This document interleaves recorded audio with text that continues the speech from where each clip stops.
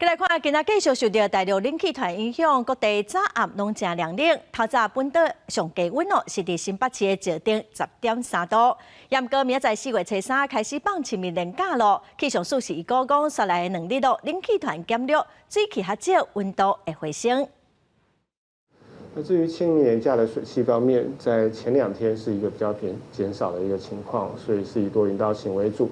而在后2天就要留意是水汽逐渐增加，尤其是礼拜天，可能水汽上面会再更多一些。国道5号南向南港系统的头城，预计即将要有往宜花东旅游或返乡的车流出现，那预计车潮将会持续到深夜24点。天气豆豆较小热咯，高速公路局嘛表示讲，明仔载开始放年假哦。预估国道5号甲国道1号落南，国道3号佮有部分的落南路段，今仔下晡应该得开始塞车哦。明仔载是清明连假的头1日，国道5号甲落南的路段应该早起车就会真多。